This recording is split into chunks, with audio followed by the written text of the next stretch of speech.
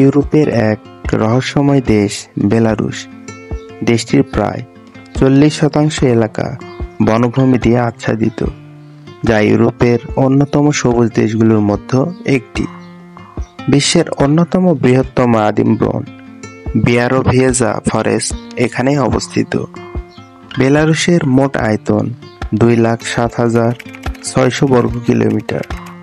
দেশটির সাথে Latvia, Lithuania, Poland, Ukraine ও রাশিয়ার সাথে সীমান্ত রয়েছে।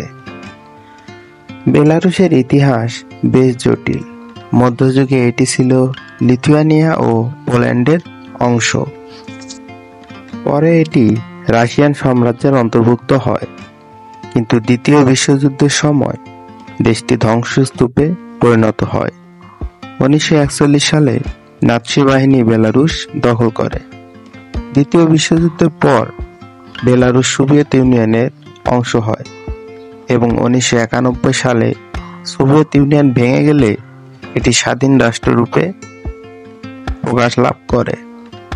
বর্তমানে বেলারুশকে বলা হয় ইউরোপের শেষ স্বৈরাচারী রাষ্ট্র, কারণ দেশটি 1994 সাল থেকে একনায়কতন্ত্রের অধীনে রয়েছে। দেশটির বর্তমান প্রেসিডেন্ট আলেকজান্ডার লুকাশেনস্কো টানা 30 বছর ক্ষমতায় আছেন। দেশটির রাজধানীর নাম মিনস্ক, যা দেশটির বৃহত্তম শহর। দেশটির মোট জনসংখ্যা 9,04,98,700 জন। রুশ অর্থোডক্স খ্রিস্টধর্ম দেশটির প্রধান ধর্ম। বেলারুশের অর্থনীতি মূলত কৃষি ও ভারী শিল্পের উপর নির্ভরশীল। এখানকার প্রধান রপ্তানি পণ্য হল পটাশ, ট্রাক্টর ও ইঞ্জিনিয়ারিং পণ্য। বেলারুশের অন্যতম আকর্ষণীয় স্থান হল মির ক্যাসল ও নেজভিস ক্যাসল, যা ইউনেস্কোর বিশ্ব ঐতিহ্যবাহী স্থান হিসেবেও স্বীকৃত।